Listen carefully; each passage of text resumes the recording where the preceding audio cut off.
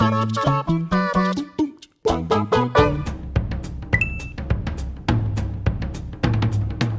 until I talked to you, I don't think anyone even knew what this was, but now I've started mentioning it more. Bugs and Taz Time Busters on the PS1 was the best and still is the best co-op game ever made, and I will hear no different. Jules. Look, I'm just saying Chip and Dale Rescue Rangers was pretty bloody. And I'm just saying no one at all was in it. It's not, I mean, this is kind of what the co-op gameplay was like, so technically, this is good. Yeah, so, oh God, that you've got me right in the heart. So yeah, Bugs and Taz, it's one of those things where the whole game, it's not even split screen, it's just, which leads to, you know, your friend leaving the frame and you have to go chase after them and whatever, but you get to play as Bugs and or Taz. You kind of just allocate that to one of your friends and you can pick each other up, you can do all these different tag moves and stuff. I just used to love it because I used to play it every week with one of my friends back in the day. And the game itself, you go from all these different worlds and stuff, and there's different mini games in there. And when you're a kid, you don't care about how terrible the mechanics are. There's like, you go to the Aztec level and you can play, I forget what it's called, but the very first version of football, where they used to throw, in real life, you used to throw a ball through a hoop that was like on the side of the wall. It's a thing. Who? It's not Quidditch, sadly, but no. I hate Harry Potter, I don't know why I said sadly. But it's, whatever that was, first version of football. Shooting down the range. And, but in the Aztec thing, you go there, you can play the football thing, and it's great. You go to this big old Viking snow mountain thing, and you can slide down the mountain on your shield. And like I said, you don't care that it feels like hell, because you're hanging out with your buddy, both in the game and in real life. And I just absolutely love that game. Another one that I'm going to throw in is Sheepdog and Wolf, which is based on, I think only me and Jules know it, because it was released in the 40s. I know about it. Yeah, good. That game was based on a very limited run of Looney Tunes cartoons, and I love Looney Tunes more than most of my relatives. It's just that damn good. And so there's an original run of Ralph the Sheepdog, not Wiley. There's like 13 episodes of the Ralph cartoons where he would try and steal sheep from Sam the Sheepdog, which is a hell of a sentence. Try to steal sheep from Sam the Sheepdog, and it was great. And they made like a puzzle game out of that, but it was all cel shaded on the PS1. And you just have all these crazy Acme style methods of trying to get sheep. You get a giant elastic band and you fire them back across the canyon into your little safe zone, or you strap a rocket to your back and you pick them up and carry them out. It's like playing a Looney Tunes cartoon in the most pure sense. It was like Metal Gear Solid meets Hurdy-Gurdy. Yes, Hurdy-Gurdy. Cel-shaded, old-school Looney Tunes games, Sheepdog and Wolf, Bugs and Taz Time Busters, even the Bugs Bunny game himself, they're all phenomenal. Well, I've already talked about Split Second a couple of weeks ago, which would have been what I'd have spoken about here if we hadn't talked about it before. But I was kind of racking my brain as to what like really stuck out that I don't like always sit and talk about, because I know for a fact these guys are sick to death of me talking about the games I play that no one else plays. But for me, I went back to a game that I kind of experienced in the same way that I first got Split Second, which was through demos and playing it over and over again and then eventually buying the game. And that was post Gears of War, pre-Fortnite, and that was Bulletstorm. Woo! From Epic Games and People Can Fly, published by EA. And basically, if you don't know what this game is, it's an FPS set on a weird alien planet, like you're in this big old ship. I think you're like thieves or something. You're bad dudes with rude tubes. Exactly, yeah. And you crash land on this planet, and you've got to like you cybernetically like heal one of your guys, and it's go and do stuff to get off the planet. There's a bad like dictator or something going on. I can't remember exactly. But basically, you have weapons. You have a big boot you can kick people with, and you've got this weird like electric tether thing, and then you need to go around killing people, but you've got to do it in the most creative way possible. So there's loads and loads of environmental hazards all over the levels, like spikes and cacti and electric wires, and then just cliffs and things. And you just got to go around and kill people as sort of flamboyantly as you can to gain loads and loads of points to get through the campaign. And, you know, it's nothing like campaign-wise, it's nothing really to write home about, but it's just a bloody lot of fun, and it has this ridiculous amount of replayability because you can go through it and change up how you do things. Like there's particular points, for example, where you just boot people off a cliff, or you kick them into a cactus, or you say use the tether which has like a slam move and you launch people into the sky, or you do it inside a building with lots of spikes on the ceiling and you just go around and maul people as ridiculously as possible. And it was just a load of fun, and I got the remaster that came out a couple years ago and played it through again, and it's still just a lot of fun really. And also the guy, well, who did you say the guy was who voiced? Steve Blum. Steve Blum. Also plays Tank Dempsey in Zombies, so when I was playing through that, all I could hear was Tank Dempsey, which was good fun. And if we're throwing out a random second one as well, PS1 game, best co-op fighting, so it's basically a fighting game on the PlayStation 1, Tom and Jerry House Trap. What? I will actually back that up. Tom and Jerry House Trap's a pretty banging It game. was pretty damn It's good. Basically, you play as Tom or Jerry and you beat the living shit out of each Are other. we just doing like favourite Looney Tunes? But basically, favourite cartoon games, yeah. Right, so the game that I love that nobody talks about is Dracan, the Ancient's Gates, which is a big mood. Come on, Jules, come on. Do your little bit, come on. It's just a weird game. I'll let you carry on, but I'm going to say my piece later. It is fantastically weird. It is great. There's frog people you gotta kill, there's all sorts of swords. Actually, let me lay out the general premise first, which is that you are a badass woman in your woman armor doing woman things, which is good because I like women in games. And you have a dragon that you're bonded to, so it is some Aragon level shit.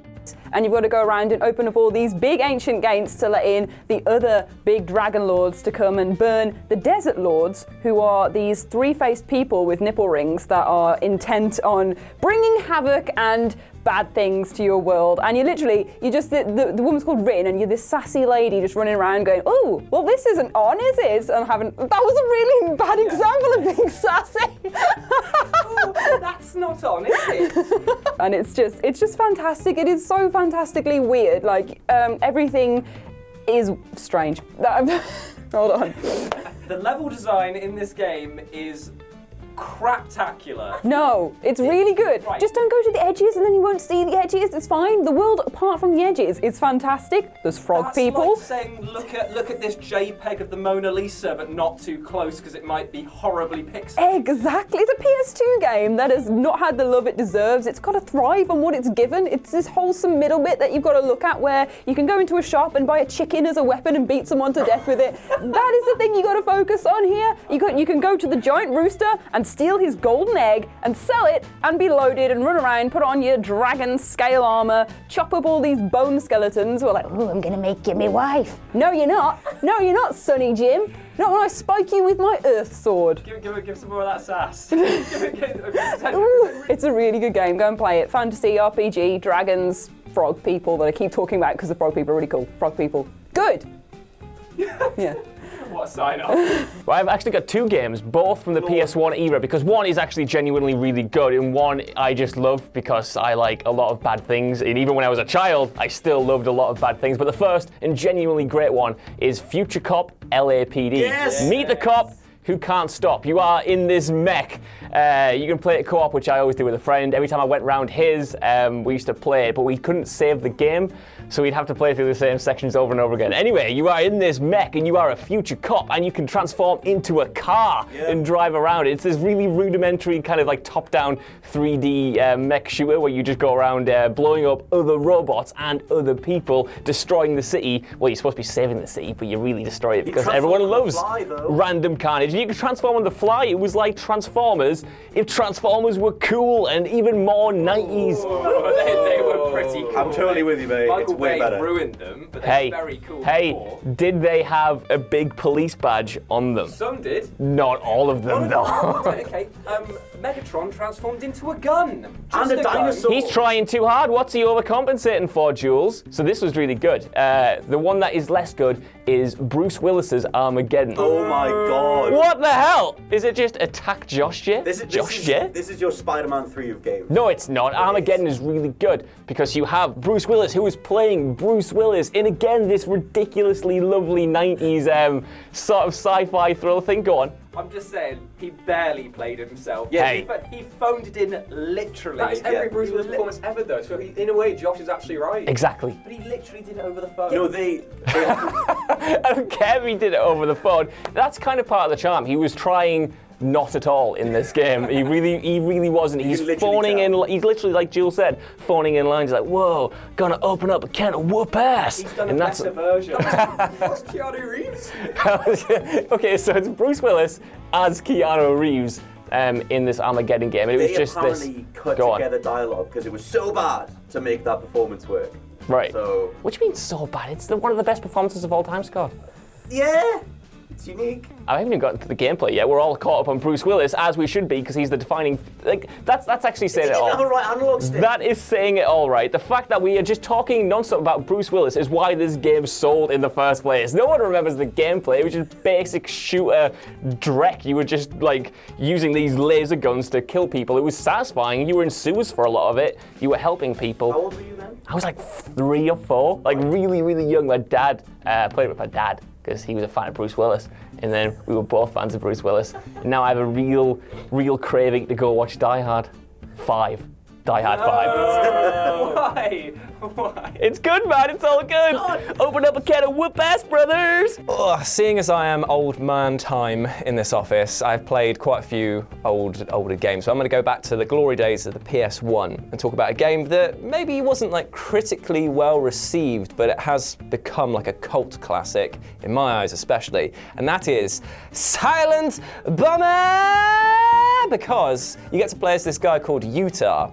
And Utah is a guy who's got a nice fringe that crosses over in the middle, and also 2 long sideburns that make him look like an inkling or a squid kid who wants to be a squid kid squid from Splatoon. He's got 2 of those floppy bits down by his ears. Testicle sideburns, effectively. But that's not the point, because he is a man who sees every problem in, can I blow it up? And if so, how many bombs will it take?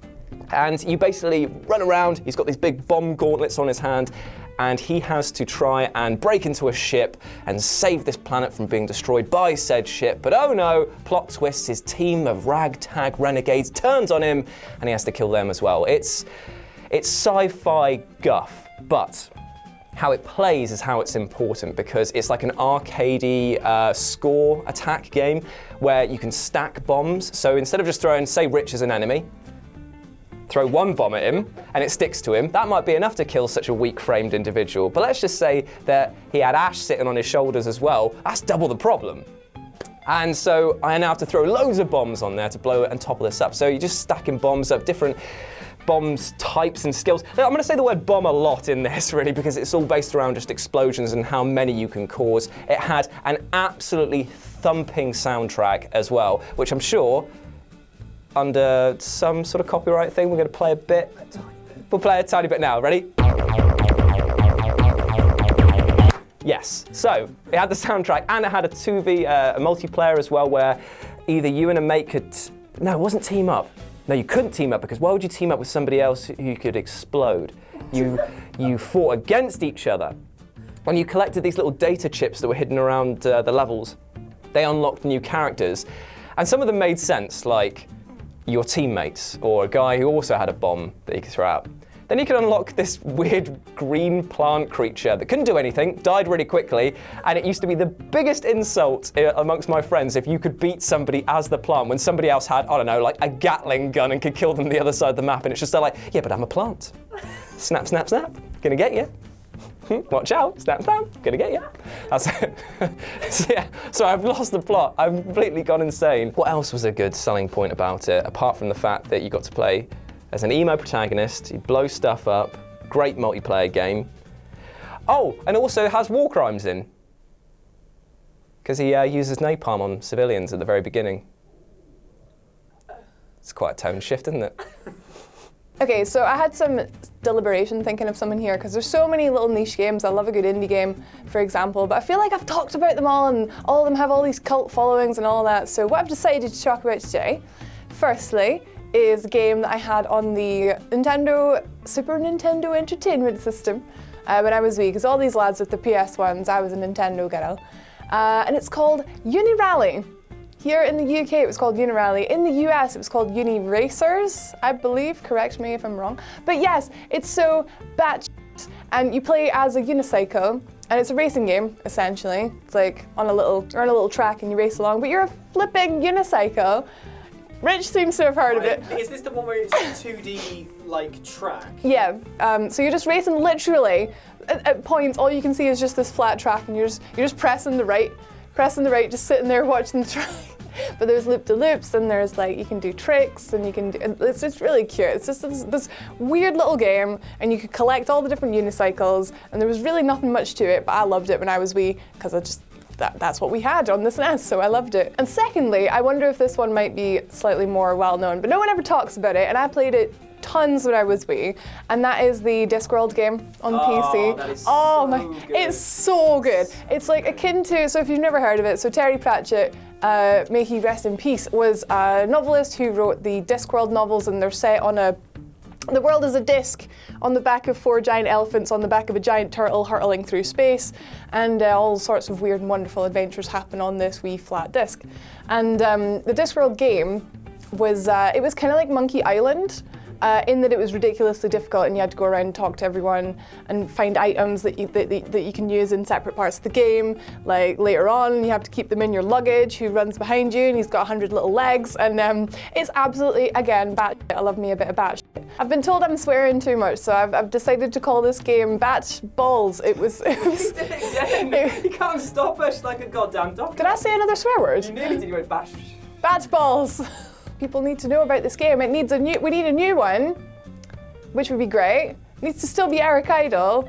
He's still working. They did a show a couple years ago. But yeah, that would be awesome, yeah. What game do you love that no one talks about? Batman!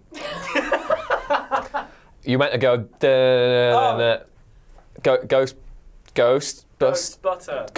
Ghostbusters from 2009, the Atari video game, because it's really good. It had everyone from the original films doing the voices. They wrote a brand new script and everything, and it is effectively Ghostbusters 3. It is so good. You play as a rookie who is kind of part of the trend of the late 2000s, where your protagonist just didn't say a thing, and that was just, they made loads of jokes about how they were dead quiet, and that's a little bit weird in retrospect. But they have everyone back in doing the voices, and it's set just after the events of the second film, and it is just like the most movie thing I've ever experienced on a console before. That year was really good for licensed games, and then when Ghostbusters came out, everyone just kind of forgot about it, and it was really, really fun, because not only did you have a really, really good single player campaign that had like everyone from the films, but you had like Rick Moranis, you had Harold Ramis, you had Bill Murray, you had Dan Aykroyd, you had a guy who played Winston Zeddemore, and it was just really, really, really good.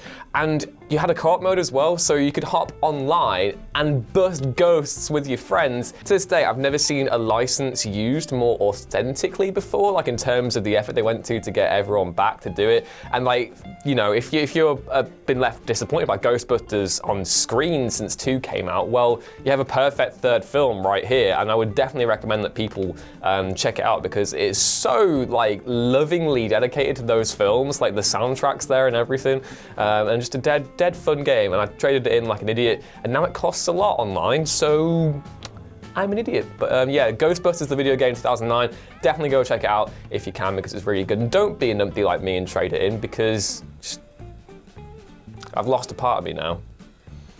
Much like when I sold your kidney. Much like when Jules sold my kidney. And my liver. You only need 2. No, that's true. I didn't eat my appendix, to be fair. That's just a ticking time bomb. That was actually just tasty. Yeah. What are you taking tonight?